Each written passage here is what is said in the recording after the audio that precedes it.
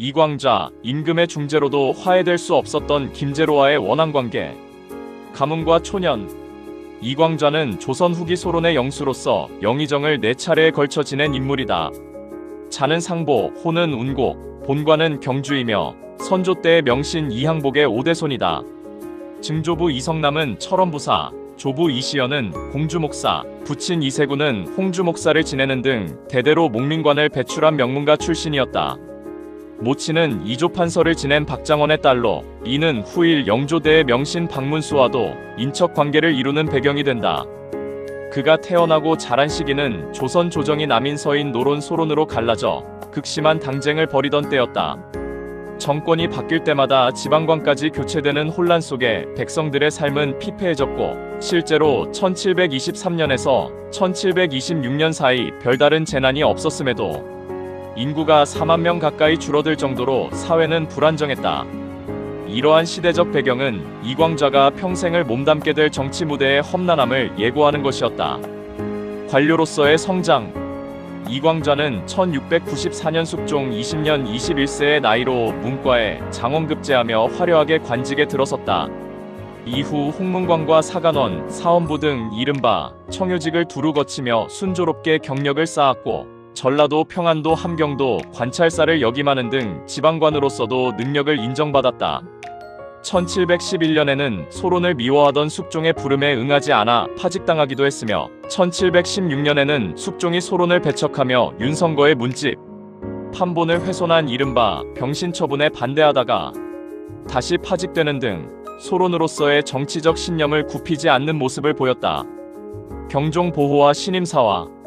이광자의 정치 인생에서 결정적인 전환점은 장희빈의 아들이자 훗날 경종이 되는 세자를 적극적으로 보호한 데 있었다. 숙종 말년 노론 측이 장희빈을 사사하고 세자마저 폐위하려는 움직임을 보이자 이광자는 소론의 일원으로서 세자를 지키는 데 앞장섰다.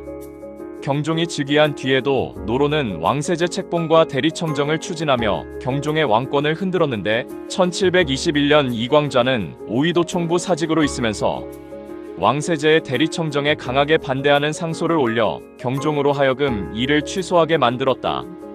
이 상소에서 그는 조성복이 왕세제의 대리청정을 처음 청한 것을 두고 신하로서 감히 논할 수 없는 일을 논했다고 강하게 비판하며 경종의 건강 문제를 이유로 통치권을 넘기려는 시도의 부당함을 조목조목 지적했다.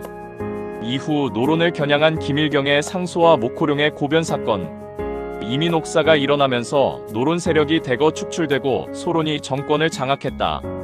이 과정에서 이광자는 예조판서, 대제학, 병조판서 등 요직을 거쳐 1723년 우의정에 올랐다. 그러나 병약했던 경종은 재위 4년 만인 36세의 나이로 세상을 떠나고 말았다. 영조 즉위와 탕평 정국. 경종의 뒤를 이어 노론의 지지 속에 즉위한 영조는 즉위 초 소론의 영수인 이광자를 영의정에 임명함으로써 노론과 소론을 함께 아우르려는 탕평 의지를 내비쳤다.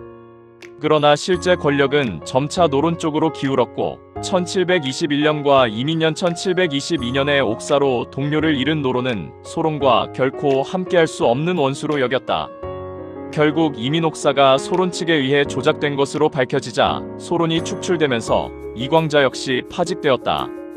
이 시기 영조는 즉위 직후 김일경과 목호룡을 직접 친국하는 자리를 열었는데 이 자리에 이광자가 영의정으로서 함께하며 국문 과정을 보좌했다. 김일경과 목호룡은 각각 국문 과정에서 자신의 결백을 항변했으나 끝내 죄를 인정받아 처형되었다. 이 사건은 훗날 이광자가 노론 측으로부터 역적의 우두머리로 지목받는 빌미 중 하나가 되기도 했다. 파직되었던 이광자는 영조 4년 1728년 탕평책의 일환으로 소론 인사들이 대거 등용되면서 다시 영의정으로 복귀했는데 이를 정미왕국이라 부른다.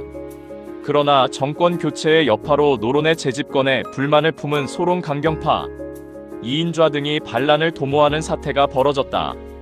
이들은 경종 독살설을 퍼뜨리며 충청, 호남, 영남, 경기, 평안도 등 전국 각지에서 세력을 규합했고 청주성을 점령한 뒤 북상하다가 결국 안성과 축산에서 진압되어 차명에 처해졌다.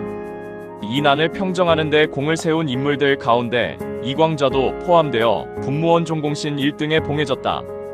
노론과의 갈등, 그리고 탕평책의 좌절. 영조는 즉위 이후 지속적으로 탕평책을 추진했으나 노론의 반발로 순탄치 않았다.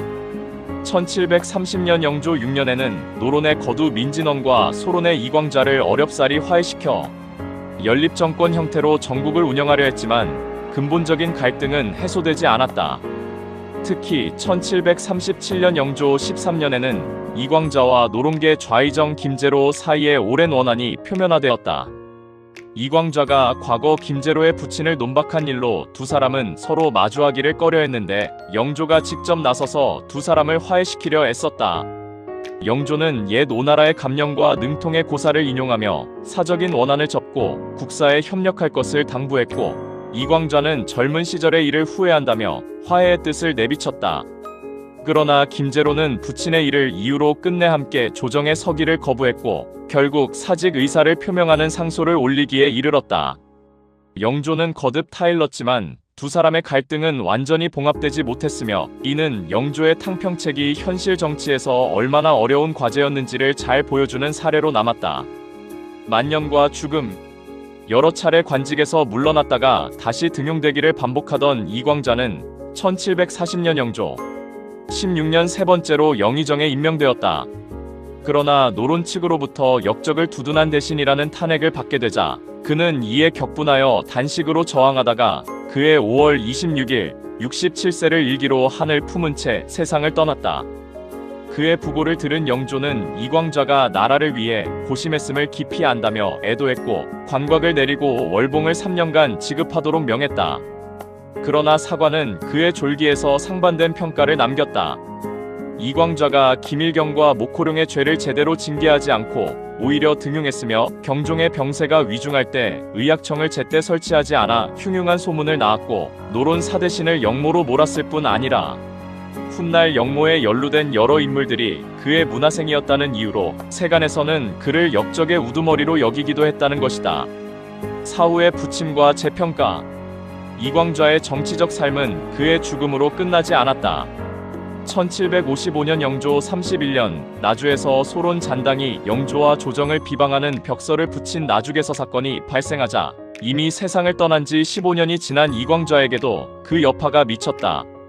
분노한 영조는 이광자의 관작을 추탈하고 시호를 내리지 않는 조치를 취했다. 그러나 시간이 흘러 1788년 정조 12년에 이르러 정조는 이광자의 죄를 풀어 관작을 복구시키고 문충이라는 시호를 내렸다. 이는 그가 극심한 당쟁의 소용돌이 속에서 희생된 인물이라는 재평가가 이루어졌음을 보여준다. 인물됨과 유산. 기록에 따르면 이광자는 인품이 장중하고 위엄이 있어 조정 안팎에서 두려움과 존경을 동시에 받았으며 심지어 일반 백성들 사이에서는 학지를 앓는 사람이 그의 이름을 등에 써붙이면 병이 낫는다는 속설이 돌 정도로 신망이 두터웠다고 전한다. 표행 또한 지극하여 부모의 병환에 손가락을 잘라 피를 입에 넣어드렸고 부모상을 당해서는 죽으로 연명하며 여묘살이를 했다고 기록되어 있다. 평소 집안 벽지가 낡아도 다시 바르지 않을 정도로 검소했으며 형제도 자식도 조카도 없는 내가 우러러 믿고 사는 것은 오로지 나라와 임금뿐이라 말했다는 일화는 그의 충심을 잘 드러낸다. 그의 묘소는 경기도 평택시 진이면 동천리에 있으며 예조 참판 시절 노성 지역을 지나며 군민을 구휼한 공을 기려 세운 불망비가 충남 논산시 노성면에 남아있다. 문집으로는 운곡실기가 전한다. 이광자의 생애는 숙종 말기부터 경종, 영조 초중반에 이르는 조선 후기 당쟁사의 축소판이라 할 수 있다. 그는 소론의 영수로서 경종을 보호하고 영조의 탕평책에 협력하며 국정을 이끌었으나 노론과의 뿌리 깊은 갈등과 거듭된 역모 사건이 여파 속에서 생전과 사후 모두 명예의 부침을 겪은 극심한 당쟁의 희생양이자 동시에 그 중심에 섰던 인물로 평가할 수 있다.